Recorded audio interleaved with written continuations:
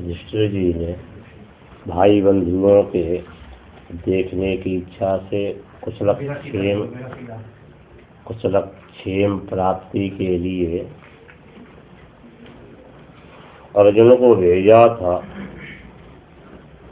7 महीना बीत गए। युधिष्ठिर जी को बड़े अपशगुन हो रहे थे।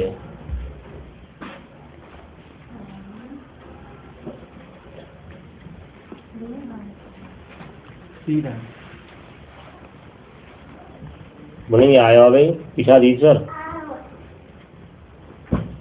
काल की गिरवज्र गति को देखा, मनुष्यों की पापपूर्ण स्थिति को देख कर के युधिष्ठिर जी ने विचार किया।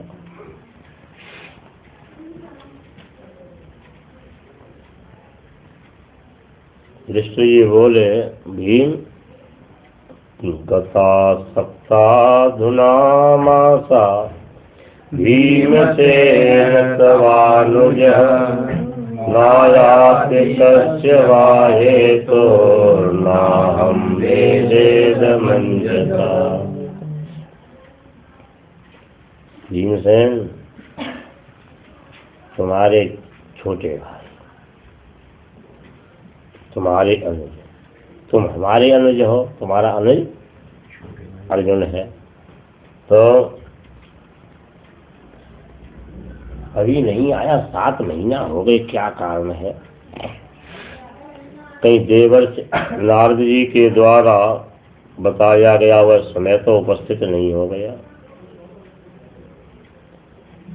कि भगवान इस अपने क्रीड़ा स्थल का त्याग करना चाहते हैं, जिनसे हमको संपत्ति, राज्य, पत्नी, पुत्र, कुल, प्रजा, शत्रुओं पर विजय और सुंदर लोक प्राप्त हुए। वो भगवान कहीं भूतल को त्याग के जाना चाहते हैं क्या? देखो बड़े भारी उत्पात हो रहे हैं। दिव्यान बहुमान सदैहिकान, स्वर्ग में, पृथ्वी में और शरीर में, दैहिक, भौतिक, दैविक प्रताप हो रहे हैं।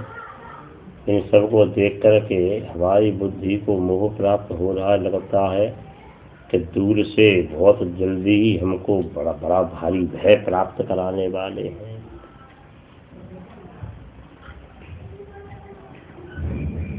देखो नेत्र फड़क रहा है बायां, जंघा, भुजा, ये हमारे हृदय में बड़ा कंपन प्रदान कर रहे हैं। इनसे लगता है कि शीघ्र ही हमको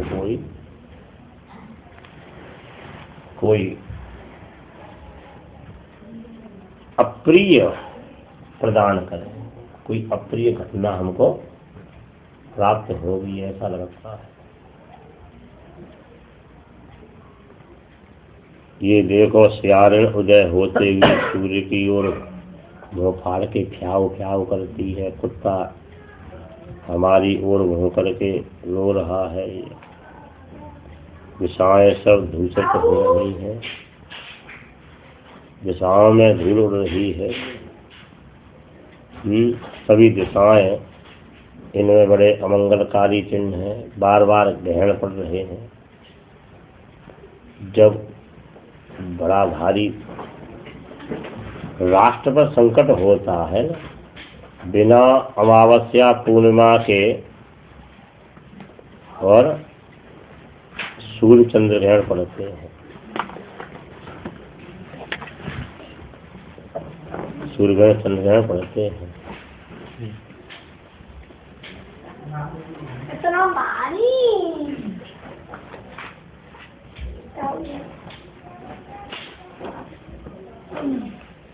देखो सूर्य कांति विहीन है, आपस में ग्रहों का टकराव हो रहा है। बछड़ा दूध नहीं पीते, गौएं दूध नहीं दुहने देती, कारण क्या है? ऐसे चिंतन कर रहे थे कि अर्जुन ने आकर के युधिष्ठिर जी के चरणों में पाएगा, थोड़ी मिलूंगा तुझे को, ऊपर, और उधर ऊपर ले जा, दूसरे मार्ग से निशानी ले जा और निशानी लगा जा चली गई है।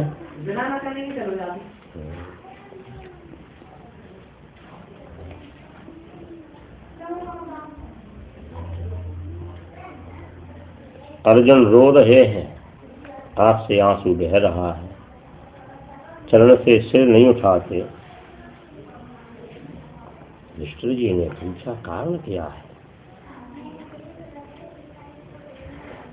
अपने सज्जनों के मध्य में पृच्छति स्म शरीर मध्य संस्मरण नारदेरितम, नारद जी के द्वारा कहे गए वचन को स्मरण करके पूछने लगे।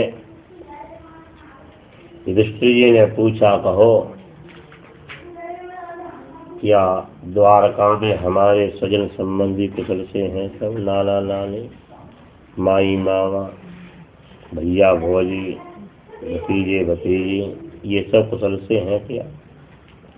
भगवान श्री कृष्णचंद्र जी, बलराम जी, प्रद्युम्न जी, अनिरुद्ध जी, क्या सब ठीक है? वो उग्रसेन जी जीवित हैं अभी? अरे ये तो उन्होंने पूछा, विदुर जी महाराज ने उनसे उद्धव जी से। यहाँ तो फिर भगवान के परिवार की सलक्षण पूछी। भगवान के भुजदंड से सुरक्षित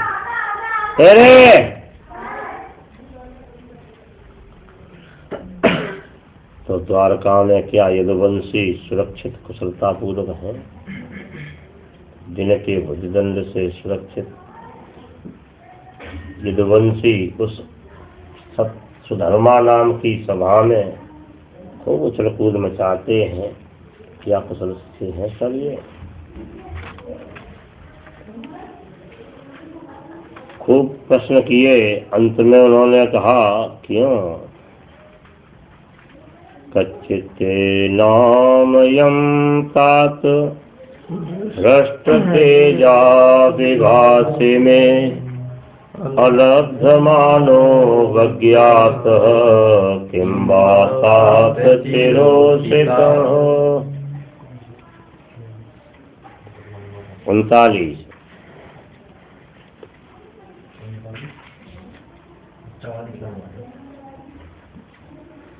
सवाल तो अंत में ही है। कच्चित यहाँ भी है ना, कच्चित है सब।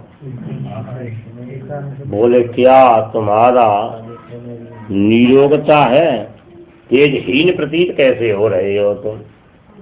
कहीं तुम्हारा बहुत समय ऐसे अपमान तो नहीं हो गया कहीं? क्यों ज्यादा दिन रहने पर गड़बड़ी हो जाती है। हाँ, एक व्यक्ति गया ससुराल के लिए, तो गया तो उसने कही साले वगैरह बोले, अच्छा जीजा जी बोला, अब तो रहोगे? बोले हाँ रहेंगे। तो सलेज ने कहा ससुराल सुख की साल।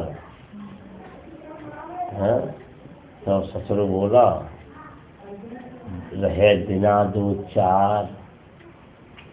तो जमाई ने कह दिया दिना 10-20। तो साला पर बैठा हुआ था, उसने कह दिया 50-25। पन्हा जानते हो ना, उपान्हा कहते हैं ना, तो उपान्हा का हटाई देते पन्हा कह देते हैं। तो पन्हा माने जूता, यदि 10-20 दिन रहोगे तो 25 जूते पड़े। तो ऐसा ही तो नहीं हुआ कि अर्जुन ने कह दिया वो पन्हा 25। सावन के महीना में बूलो खाए हुए जाते हैं। तो एक दंपति थे, पति पत्नी, उनकी 4 छोरी थी, चारों का विवाह हो गया। और चारों जवाई बड़े भारी मजबूत थे। तो गुरु पूर्णिमा को ही आएगी तो बूलो खाए हुए, अब तो सनूनो करके ही जाएंगे, रक्षाबंधन करके। अब सब खैर वही बूढ़ा करने के नाम होता है, बूढ़ा खाए हुए आए हैं। बूढ़ा मतलब शक्कर का? हाँ, शक्कर पिसी हुई बूढ़ी, क्या बूढ़ा नहीं देख जानते हैं? श्रावण में खाया जाता है। अरे नाम होता है, मैंने ससुराल में सावन के महीना में जाने का मतलब होता है बूढ़ा खाने आए। बच्चा इसके अनुसार ठीक जो है ना 1:06 पे आ जाएगा। 1 पे बड़ी वाली घड़ी सुई जो है 6 पे हो, 1 वाली 1 पे हो। अच्छा खैर आज तो कुछ दिखाया नहीं है, लेकिन तो इसके अनुसार जो मोबाइल से मिला लो तो अच्छा ये ठीक 1:30 बजे इसके अनुसार कितना आगे है ये 15 मिनट है ये 10 मिनट पहले आगे हैं अपने कहीं। अच्छा अब 10 मिनट पहले आया तुम तो इसके अनुसार देखो, अब तुम देख लो है ना, इसके अनुसार जो है तुम ठीक 1 से 6 पे आ जाओ। अच्छा जब तुम्हारा मोबाइल 106 करे मतलब 1:30 तो क्या था कि सब थोड़ा जम गए। अब क्या नहीं जमाई मतलब होता है कि नई उम्र के लोगों से विवाह किया जाता है, ये तो होता नहीं 60-70 साल के से विवाह किया जाए। आप खूब जम के भोजन भात कर थे वो और सास भी श्रद्धा से करती है, बढ़िया जो है पूरी है, सब्जी है, दाल है, चावल है और रायता है और दाल में घी है, सब्जी में घी है, खीर में घी है। पानी में घी नहीं डाल दी, पानी जमी जाएगा। और कहाँ चला दो पल्ले घर है। कोई मेरे से ले लेना, मेरे काफी निकल भी गई ना, तो मैं आपको सेंड करना है। हाँ आराम से।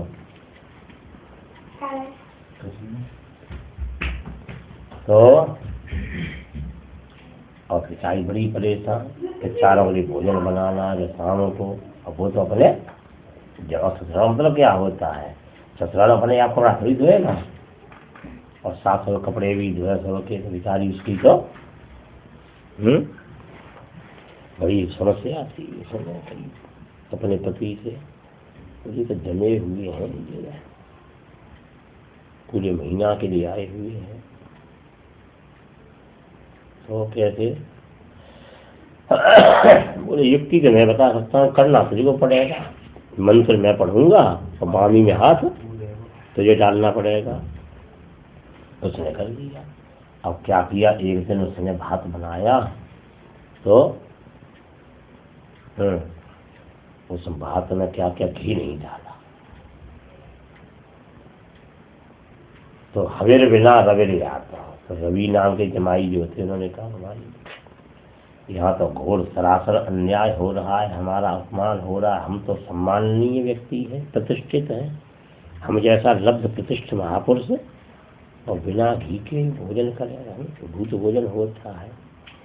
तो 3 ने कहा बोले माता जी कितना काम करती हैं, वो लौनी कर्म नहीं कर पाई होगी, बड़े गर्म लौनी का घी तुम खाना आराम से, मैं चलता हूँ। चला गया। सबने पूछी उसके ने, मैंने उसके पति ने क्या हुआ, वो ठीक पर चले गए। हाँ ठीक है, कल ऐसा करना कि भोजन करने वैसे पीढ़ा डालती है ना तो लगे वो मत डालना, पट्टा जो होते हैं कहीं सविता से बैठाए जाते हैं ना, पट्टा तो लिखे।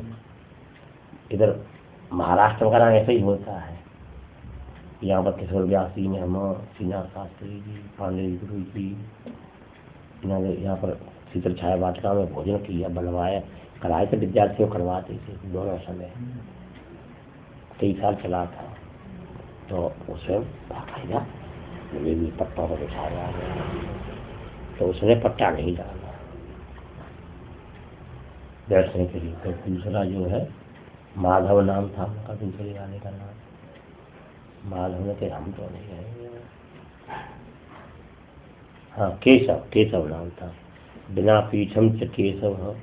केशव ने कहा पीढ़ा, अरे घी नहीं है तो पीढ़ा भी नहीं रहा। अरे बोले जला नहीं यार, ठीक है तुम धरे में बैठना। अब उनको साल पड़ गया ना, ऐसी अब व्यवस्था करते तो चले जाएंगे। अब वो कहती है अरे दादा जाना ना, खबर आ गई है, मुझे आवश्यकता है। अब भात बनाया तो कैसा रहने दिया, कच्चा। तो उसने देखा, माधव नाम था उसका, बोले देखो घी खत्म, पत्ता भी जलाई लिए इन्होंने, और भात भी ये कैसा है। इसका मतलब है उनकी श्रद्धा हमारे प्रति अब परिपक्व हो चुकी है, वो चले गए। अब चौथे रह गए धौंधूराम। बोले हम तो नहीं जाएंगे, ससुराल रह गए और जगह थोड़ी रह रहे हैं। तो गल हंसते न धौंधूराम का पकड़ा गला। बोले क्यों नहीं, तीन चले गए, तू क्यों नहीं गया? ऐसे ही यहाँ कहने के युधिष्ठिर जी ने कहा कि ऐसे तीन तो तुम्हारे साथ नहीं हुआ। श्लोक ये हवेरे बिना रवेरियात, हवेरे बिना, हवी माने घी होता है ना, हवी माने घी, अतः घृतम बना कर लो। घृतम बिना रवेरियात, बिना पीठम च केशव, माधव स्थूल भातेन गलहस्तेन धौंधुआ। धौंधुराम गला पकड़ा। बोले क्यों रे, तू नहीं जाएगा? बोले अरे जा तो रहा हूँ, भोजन करके जाऊंगा। भोजन तो कर लो। ये समाज स्थूल भात, स्थूल भात मैंने पहले जो बिना पीठे केशव, माधव स्थूल भात है। माधव जो है माधव चंद्र ब्रह्मचारी जी, तभी वैराग दिया था उन्होंने, है ना, जो उन्होंने पहले का नाम था मोतीराम। आते हैं लोग तो मोतीराम बाबा के आश्रम पर। तो बोले ऐसा ही तो नहीं हुआ। युधिष्ठिर जी ने कहा कहीं तुमने किसी से कह दिया हो याचक से हम तुमको देंगे, तुम नहीं दे पाए हो, अथवा कहीं तुमने अगम्यागमन तो नहीं कर दिया कहीं? कुछ भी उत्तर नहीं। तब बोले तुमको एक ही रोग है जिसकी कोई दवा नहीं है। कच्चित प्रेष्ठ तमेनाथ हृदयेनात्म बंधुना, शून्योस्मि रहितो नित्यम मन्यते तेन्यथा नरुक्। बोले तुमको और कोई बीमारी नहीं है, एक ही तुमको बीमारी है। तुम्हारे परम हृदय स्वरूप भगवान श्री कृष्णचंद्र जी के द्वारा तुम्हें वियोग प्राप्त हो गया, उनसे रहित हो गए। बस यही तुमको रोग है और तुम्हें कोई भी किसी प्रकार का रोग नहीं है, ये मैं मानता हूँ। इसलिए तुम दुखी हो रहे हो। सूत जी कहते हैं, सरकार से उन्होंने कहा, युधिष्ठिर जी ने बहुत विकल्प संकल्प किए, तब इन सब बातों को सुन करके श्री कृष्णचंद्र जी का स्मरण हो रहा था अर्जुन को, और अर्जुन ने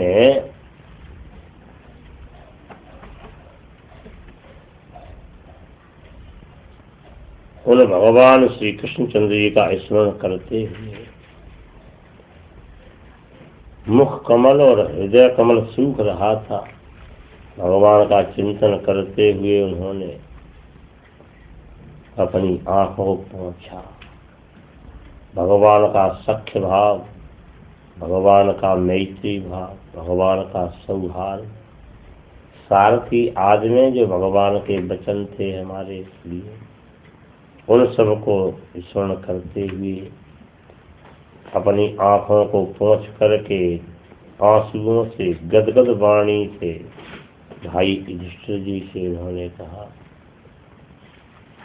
वंचितो हम महाराज हरिणा बंधुरूपिणा, ये न मे कहितम तेजो देव विस्मापनम। अर्जुन ने कहा, भगवान दादा मुझे लूट लिया, ठग लिया हमें तो, हमें तो लूट लिया। श्याम मुरली वाले ने, जसोदा दुलारे ने, राधा प्राण प्यारे। बोले हमको तो ठग लिया, भाई के रूप में आकर के हमको किस प्रकार से वंचना प्रदान की। मेरा देव विस्मापन तेज था, हरण हो गया। जिनके क्षण मात्र के वियोग से संपूर्ण संसार अप्रिय दर्शन वाला होता है, उन भगवान से है, रहित होने पर मेरी ये स्थिति है जैसे प्राण के बिना शरीर की स्थिति होती है।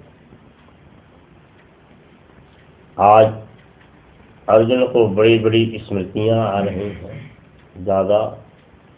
आज हम तुम जो शपथ नीक हैं इसमें परम श्रेय श्री कृष्णचंद्र जी को ही जाता है।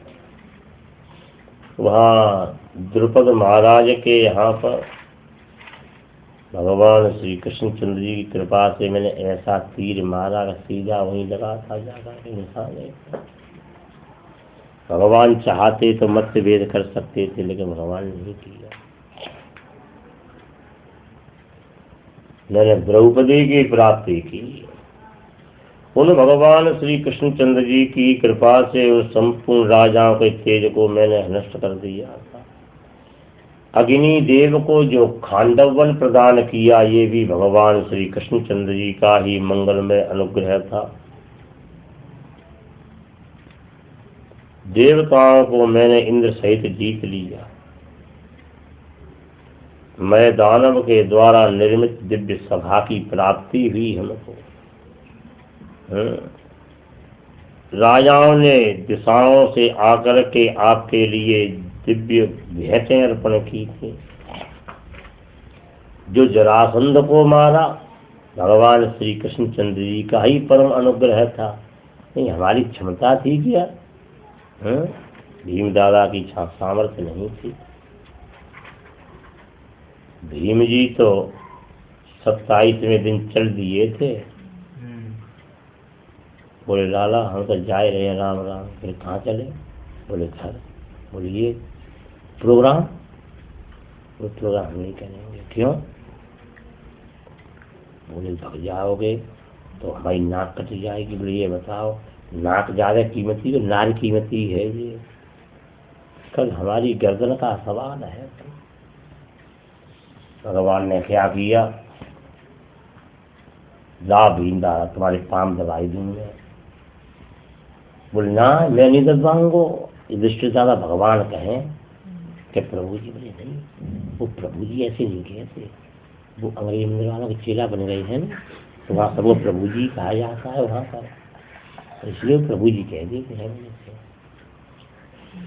भगवान श्री कृष्ण ने हाथ लगाया एकदम तन भाकुल से गई शक्ति एकदम शरीर वज्र के समान हो।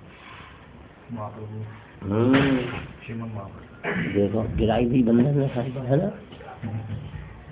मैंने दीवार किनारे लगाया कर दीवार तो भगवान ने कहा कि दादा अब मेरा शरीर बुढ़ापे जा रहा है। तू बुढ़ापा हुआ तो मैं 16 साल को। बोले 16 साल देखने लगता हूँ अब तो 100 साल को अतिक्रमण कर रहा हूँ।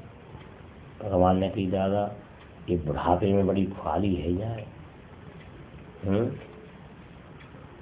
नट नाई और नायिका सिंह चोर और ग्वाल ये सब तो पट्ठा भले जवान वृद्ध होंगे ख्वार। बुढ़ापे में की मट्टी बिगड़ जाती है ना। और इतने लोग बूढ़े अच्छे लगते हैं। पंडित वैद्य तपेश्वरी पंचगुरु मनिहार ये सब तो बूढ़े भले जवान होंगे ख्वार। जितना पंडित है तपस्वी है डॉक्टर है समझे ना पंच है ये जितना बूढ़ा होगा उतना ही है।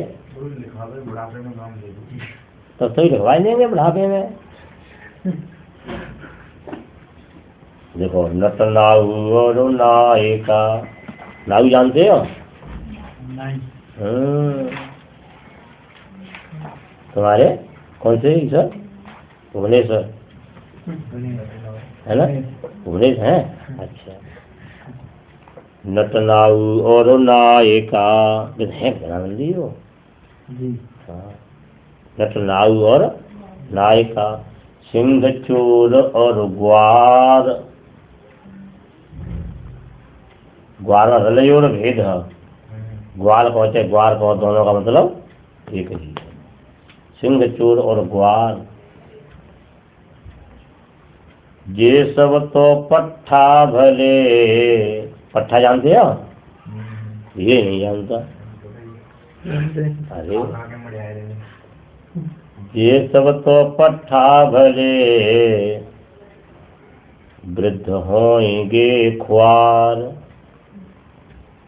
वृद्ध होंगे ख्वार। ख्वार माने कहते ख्वारी है रही है। ख्वार माने वृद्ध की मिट्टी ख्वार कहते हैं, माने बर्बादी, अधा तिरस्कार, वृद्धापन पे अपमानित होते हैं, किसी काम के नहीं रहते। ऐसे ही बूढ़ा बूढ़ा अच्छा लगता है। पंडित वेद तपेश्वरी, तपस्वी नहीं तपेश्वरी, पंडित वेद तपेश्वरी, पंच गुरु मनिहार।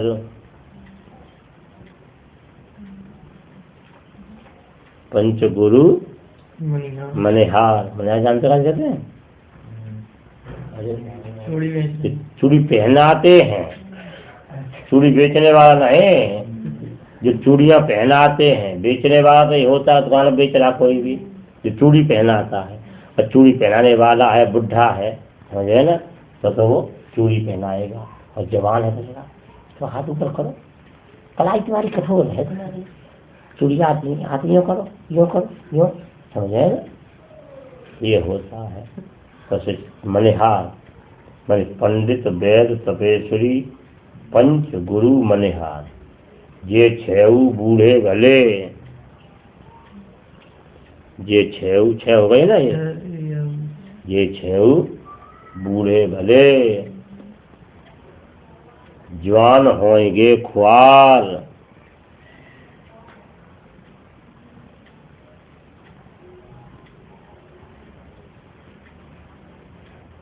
जवान होंगे। अब पंडित जी नौजवान हैं, कथा सुनाए रहे हैं, चाहे पेपर में आता है ना, बस पंडित जी वहां से बघाई लाए किसी को, है ना। हाँ, और वैद्य जी हैं, नए वैद्य जी हैं, अनुभव है नहीं है, दवाई दे नहीं है उसको बुखार की, और दे दी दस्त की दवाई।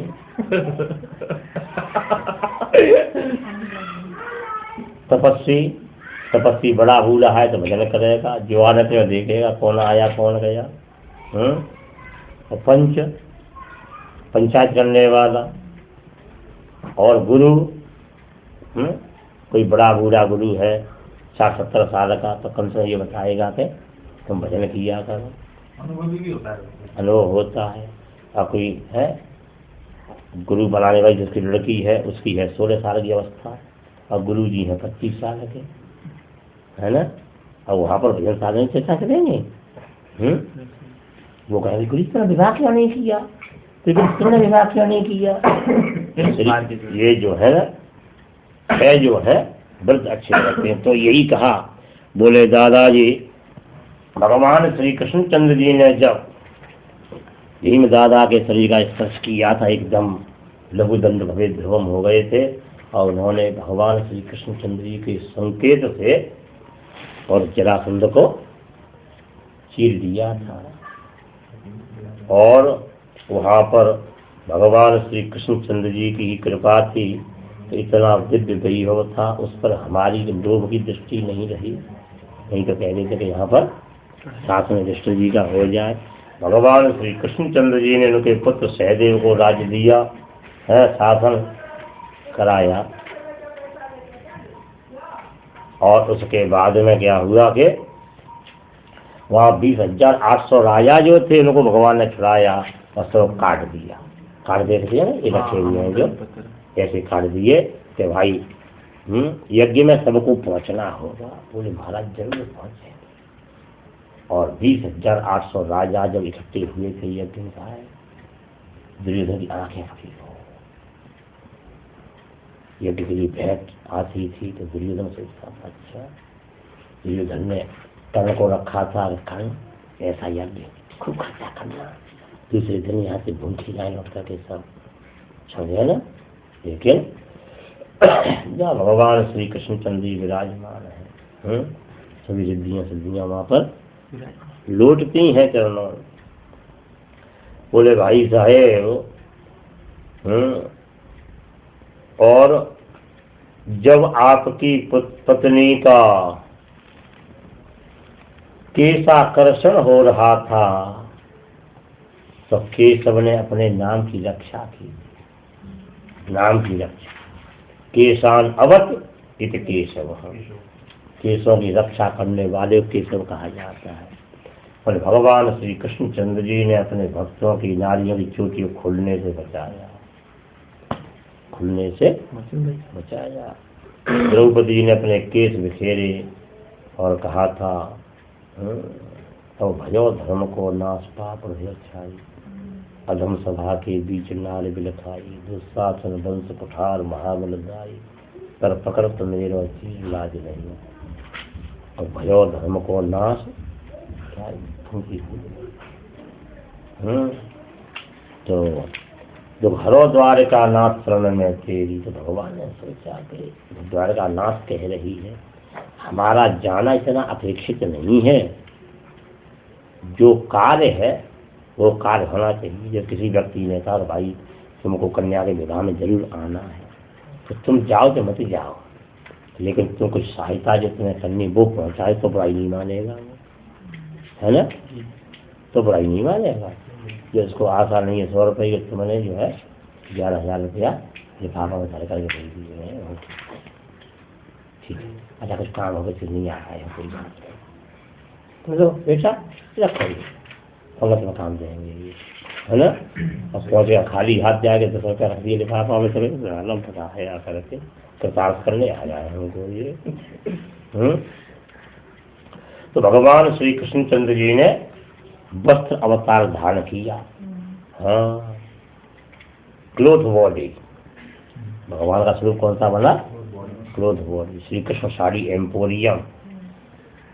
तो ये कह रहे हैं कि दादा द्रौपदी ने अपने केस घेर दिए, दुशासन ने स्पर्श किया, दुशासन का मैत्री भाव से जिसने साथ दिया उन सबकी स्त्रियों के साथ ये केस खोल दिए।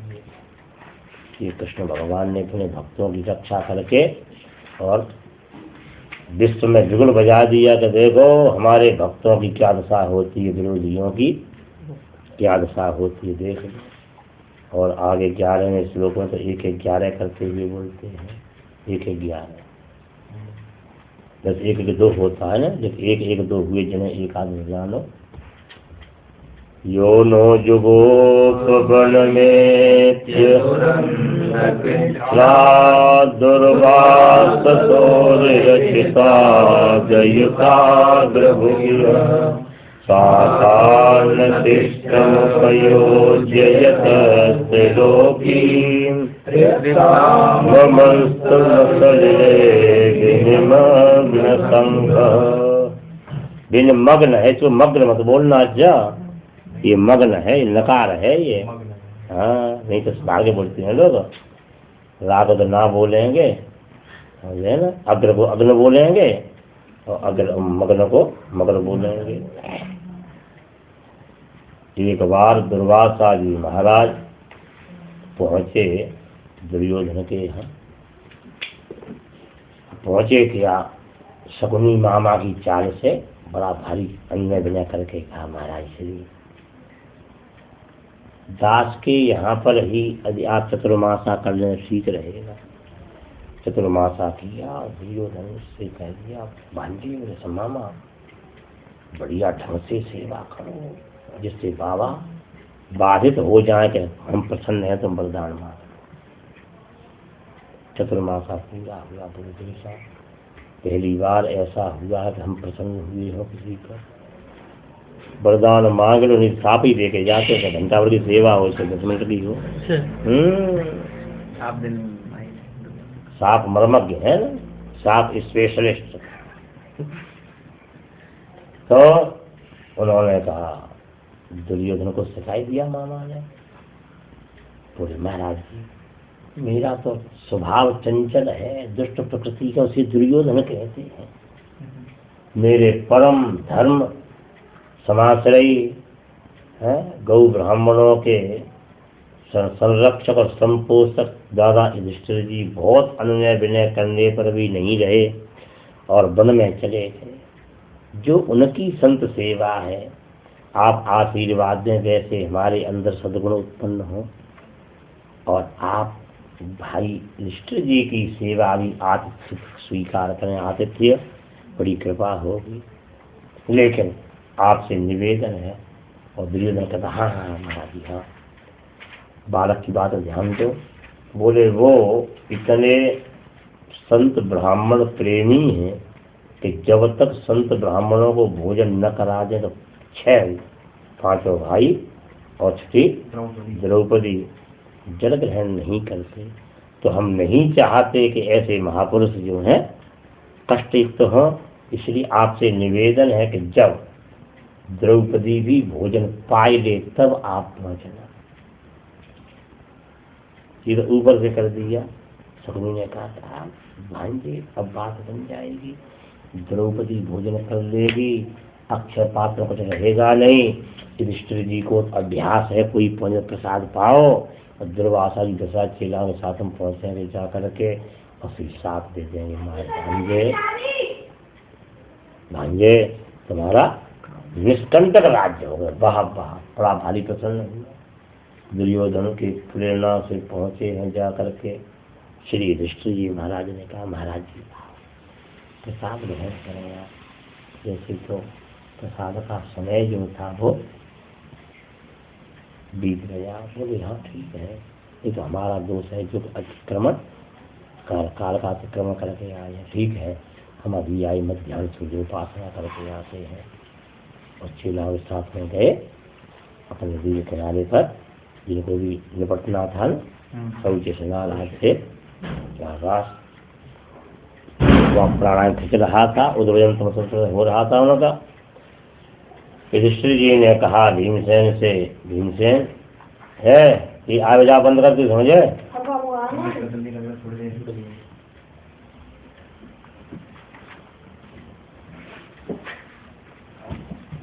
तो युधिष्ठिर जी ने कहा भीम कह दो द्रौपदी से, कृष्ण ने दुर्वासा महाराज जी 10,000 शिष्यों के साथ में संध्योपासना कर रहे हैं। मध्याह्न संध्योपासनोपरांत प्रसाद ग्रहण कर रहे हैं। द्रौपदी ने कहा आज हम नष्ट हो जाएंगे। दुर्वासा जी को अकेले को भोजन कराना संभव नहीं है, और 10,000 से कहा है और संध्योपासना करके आ रहे हैं।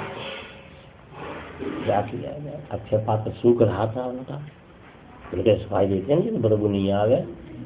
चलो बोले भगवान से ही बात करते हैं, वही है केवल। भगवान से कहा तो भगवान भोजन कर रहे थे, खाली सरकार चलती। रुक्मिणी जी ने कहा प्रसाद तो पाई दिया करो, हमसे कम से कम तुम भाई हाई में भजते ही रहते हो। पहुंचे जाकर के द्रौपदी, कृष्ण ने सखी वो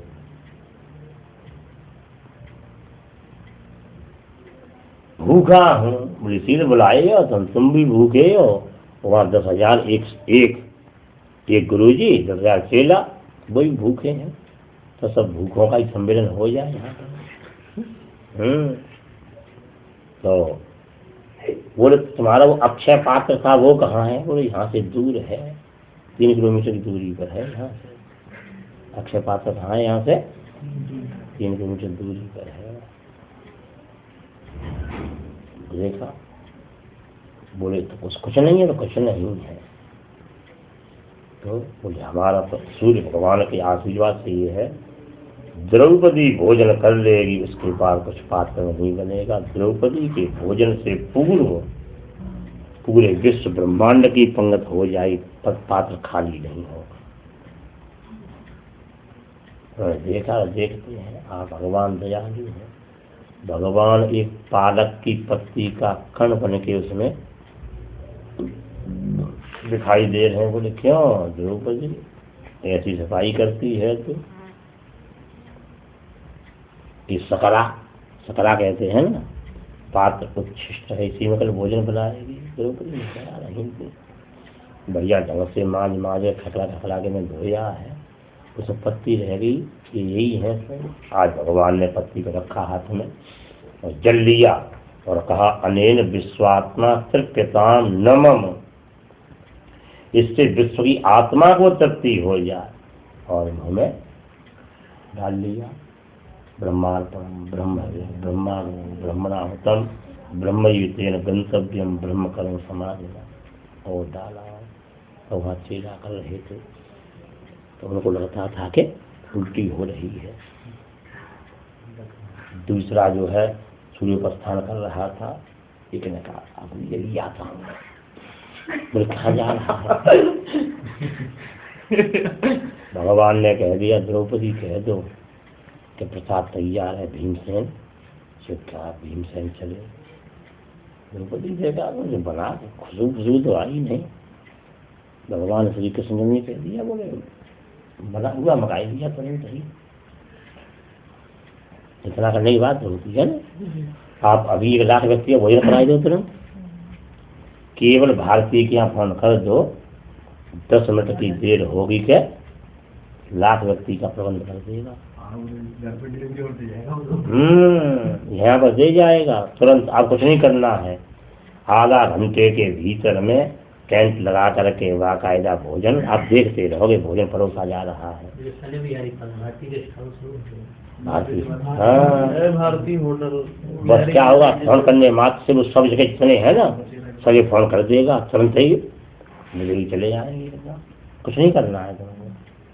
ये बिहारी जी भंडार कराने वाले लोग ऐसी तो पसंद रहते हैं ना, मतलब कुछ करना नहीं पड़ता। आश्रम में भारतीय वाला उसके बाद ना वॉलंटियर होता है और काम भी अच्छा रहता है, फटाफट तैयार कर देना। एक बार बसेरा में गया तो वहाँ पे टाइम लग गया था, लेकिन यहाँ भारतीय में फटाफट हो गया था। नहीं वो अपने प्रसिद्ध है ना। हाँ प्रसिद्ध है और उसकी बहुत दुकानें हैं। बस क्योंकि उसकी यहाँ मथुरा में गोवर्धन में दुकानें हैं ना, और गाड़ी से आधा घंटा लगता नहीं है आने में कहीं भी। अब बस तुरंत टेंट वाले गल्लोबल डेरे वाले से कह देगा, टेंट लगा देगा तुरंत, और बस संगत की सेज डाला। कोई साल देर तो लगी उसमें बुलवाने में चेह सामान में चेह देर नहीं लगेगी। इस प्रकार से उन्होंने कहा तो चेला बोला हमारे पेट में दर्द सा हो रहा है। तो दर्द हो रहा है, दर्द सा हो रहा है। हाँ तो भोजन नहीं करेगा ना? बोले रामदास तो बोले ना, गोविंद शरण तो ना, गोपाल शरण ना। अरे धूल तो मुझे भी इच्छा नहीं हो रही भोजन करने की, तो मुझे डकारें आ रही हैं। कोई कहता है कि हमको जो है लग रहा है कि आराम करें, कोई कहता सोच की इच्छा हो रही है। तो बोले कोई भोजन नहीं कर तड़को यहाँ से, क्यों भीम ने पकड़ लिया ना किसी को, तो भीम जो कहेगा बाल वही कर लो कम से कम। और भीम का बाल भोग 50 किलो का होता है। ब्रेकफास्ट का डिनर का बाल भोग 50 किलो का और राजभोग 1 कुंतल का, और शाम को बियारी 50 किलो की, समझे ना। और ये जो है भीमसेन को शौच की चिंता नहीं है, शौच क्रिया का काम दे दिया है शकुनी मामा को। शकुनी मामा शौच क्रिया के लिए जाते हैं। तो शकुनी मामा की बात करे तो शकुनी मामा का जिन्हें चढ़ाए कान पर और कमल लिए चले जाते हैं। अभी शौच किस टाइम खेलते हैं कौन? एक आदमी होती है ना भीमसेन की, तो तुम भोजन नहीं करते जैसे क्या वरदान है गुरुजी? भगवान ने पूछा था दादा क्या चाहिए, क्या चाहिए हो कि भोजन तो हम करें और शौच करें शकुनी। मतलब हिसाब से बना, जैसे पूरे दिन में जो है 50 बार या 100 बार जाना है, इसमें बना लिमिट लेके ऐसा ही होता है। ज़्यादा खाने वाला शौच क्रिया भी ज़्यादा आती है, थोड़ा खाने थोड़ी आती है, ऐसा नियम होता है ना। तो बोले त्रिलोकी ने तृप्ति मानी कि हम तृप्त हो गए। इसी प्रकार से कह रहे हैं। मुझे उनको अच्छे पात्र कहाँ प्राप्त हुआ था? सूर्य भगवान ने दिया था युधिष्ठिर जी से। युधिष्ठिर जी जो है ना 11 में जी कथा में आवार सके ऊपर लो तुम्हारे हाथ के नीचे जो है नाखून के पास में तुम्हारे। बोले वहीं पर बोले जब मैं दिव्यास्त्र लेने के लिए गया तो इंद्र लोक में मुझको इंद्र ने आसन आधा दिया था। शंकर जी प्रसन्न हो गए, पास बतास दिया। इंद्र ने देवताओं के साथ मेरी भुजाओं का आश्रय ग्रहण किया था रक्षा के लिए, उन भगवान से आज मैं वंचित हो गया। युधिष्ठिर जी से कह रही हैं श्री अर्जुन जी, बोले दादा कहाँ पर बता रहे, ध्यान करो आप। 12 वर्ष हम तुम वनवास में रहते, इन दुष्टों ने कितना हम तुमको परेशान किया था, लेकिन भगवान श्री कृष्णचंद्र ने रक्षा की थी। 1 वर्ष का जब अज्ञातवास था, विराट नगरी में गए हमको। यद बांधव कुरुबलाभ्यमनंत पाद में कोधेन ततरे अमतार्य सत्वम प्रत्याहितं बहुधनं चमया परेतां तेजास्पदं मणिमयं सहितं शिरोभ्यः। पांडवों ने अब 1 वर्ष का अज्ञातवास है, हमको स्वरूप से, नाम से, गुण से कोई पहचान नहीं सके। अपने दिव्य अस्त्रों को, गांडीव है, धनुष है, गदा है, इनको एक शमी वृक्ष के खोड़र में रख दिया और एक मुर्दा जो था स्त्री थी उसको बांध दिया पेड़ से, जिससे कि बदबू रहेगी, कोई जाए नहीं। लोगों ने पूछा कौन है, बोले हमारी माँ है। ये हमारे यहाँ ऐसा नियम होता, संस्कार ऐसे ही तो होता होगा, अपने काम क्या है। और युधिष्ठिर जी ने, भीम ने और अर्जुन ने हाथ जोड़ के प्रार्थना की, दिव्यास्त्र हम आपको नमन करते हैं। अब ऐसी विकट परिस्थिति है कि हम आपको धारण नहीं कर सकते। 1 वर्ष के बाद में हम पुनः आपको स्वीकार करेंगे। आप अपने दिव्य रूप से यहाँ पर विराजिए। श्री युधिष्ठिर जी महाराज, भीम, अर्जुन, नकुल, सहदेव, द्रौपदी, कुंती जी वहाँ गए। युधिष्ठिर जी महाराज खड़े हो गए। विराट महाराज ने देखा, चक्रवर्ती सम्राट के लक्षणों से संपन्न कौन महापुरुष है ये, कहो कैसे आए। बोले जो कुछ काम चाहते हैं आपके यहाँ। कहाँ से आए हो? बोले हम हस्तिनापुर से आए। युधिष्ठिर जी महाराज के हम रहते थे।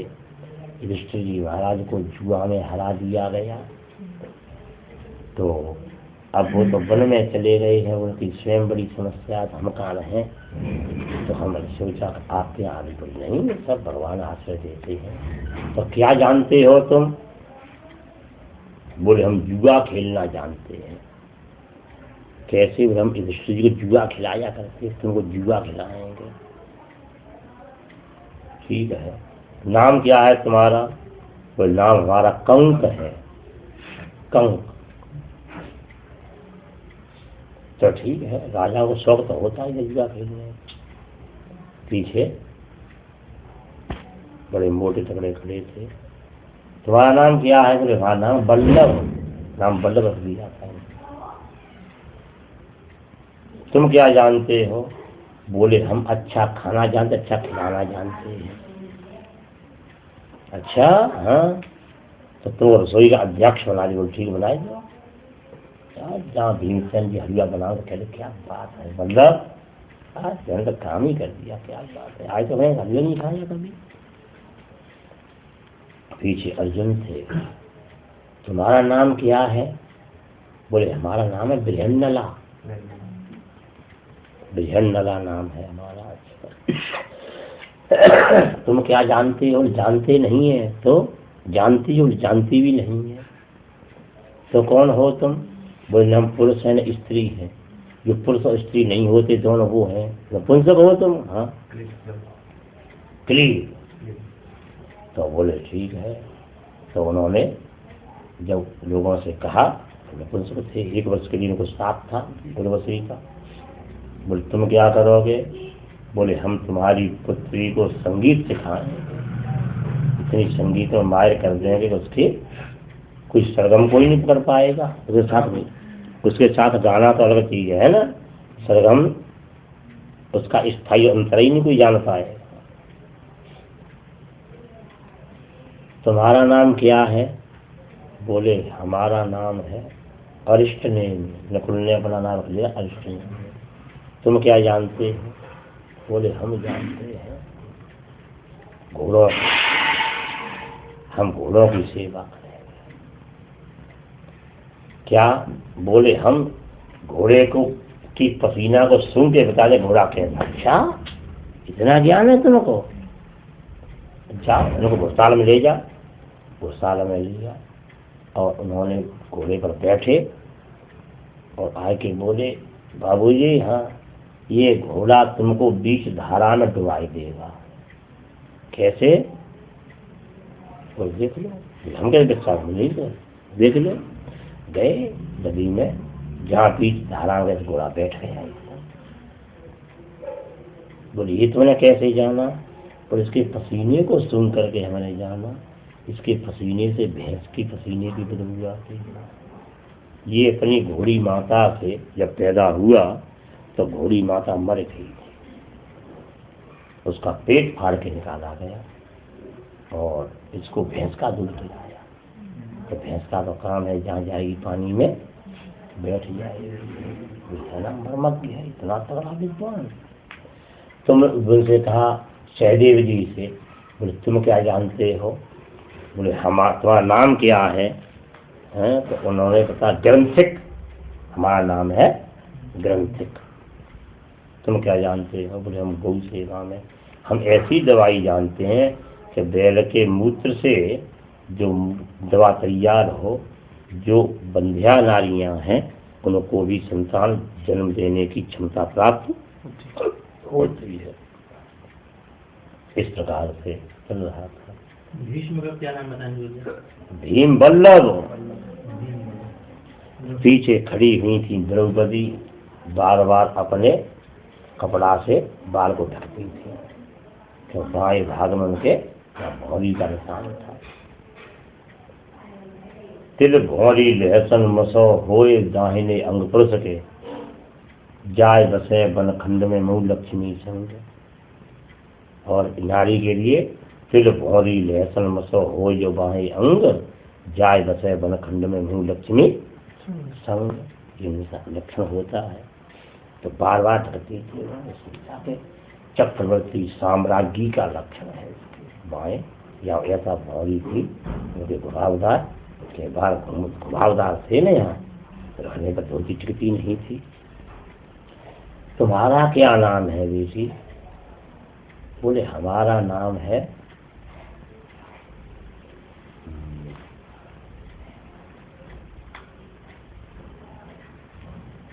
मालिनी।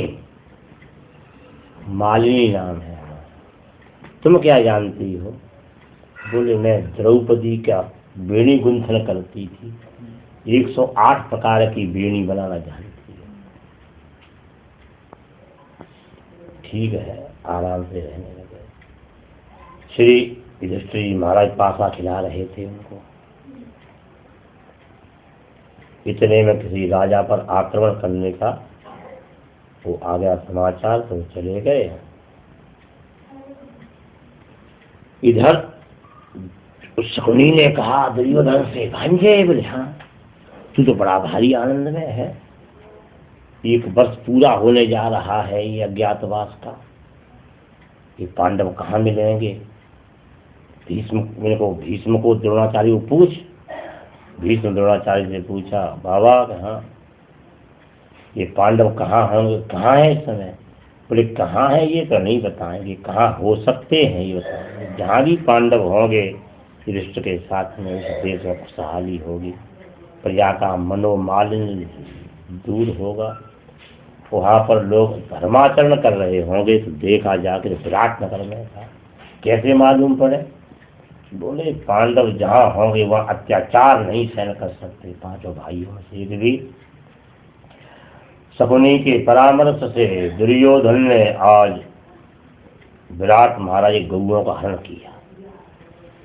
हरण करके ले गए। सहदेव जी ने कहा करके गायों का हरण हो गया है। विराट महाराज युद्ध करने चले गए थे किसी राजा के साथ में। उनके पुत्र उत्तर थे, तो उत्तर ने कहा कि मैं तो चला जाता लेकिन मेरा सारथी नहीं है। तो मालिनी ने कहा, बोले सारथी पे बृहन्नला है ना, बृहन्नला कर लेगी सारथी पर, इसने अर्जुन का खूब हाँका है। बोले हाँ चलो। अब अर्जुन जो है और तो उनका स्वरूप ऐसा ही हो गया था ना, जैसे हिजड़े बोलते हैं ना, ताली बजा के बिना बातें ही नहीं करते वो। तो चले, उत्तर कुमार जो जा रहा था और जहाँ उसने देखा तो पिता में भीष्म, द्रोणाचार्य, कृपाचार्य, कर्ण, अश्वत्थामा, ये बड़े विकराल वीर थे। इनके धनुष की टंकार सुन करके और इसके तो कान की पर्दा फटने लगी, वहां से भागने लग गया। उन्होंने कहा, अर्जुन ने कहा क्यों, कहाँ भगते हो तुम, वीर हो, कैसे वीर हो? बोले अरे वीर है तो जानते, हिजड़ा तू क्या जानता है, ये इनका नाम सुना है? बोले नाम नहीं, मेरा कुछ दर्शन किया, मैं तो पांडवों के साथ में रहा हूँ, तुम डरते हो इनसे? बोले मेरी हिम्मत नहीं है युद्ध करने। क्यों? तो इसी साल विवाह हुआ है मेरा अभी। अर्जुन ने पकड़ लिया उत्तर को और अपना रथ लेके गए हैं, वहां से गांधी धनुष को लिया और टंकार किया धनुष की डोरी की और बाण चढ़ाया। उस समय अर्जुन ने बड़ा कलाकारी की, अपने दांत से लगाम दबाई है घोड़ों की, इसकी तो हिम्मत ही नहीं थी।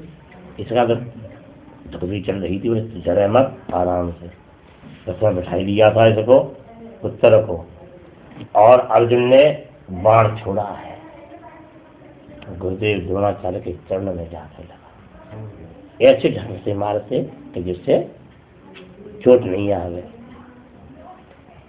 द्रोणाचार्य ने बाण छोड़े हैं दो, इन्होंने दो बाण छोड़े, दोनों चरणों का स्पर्श किया, उन्होंने बाण छोड़े हैं, कान का स्पर्श करके चले गए। आशीर्वाद, ये क्षत्रियों का प्रणाम होता है, ये आशीर्वाद होता है।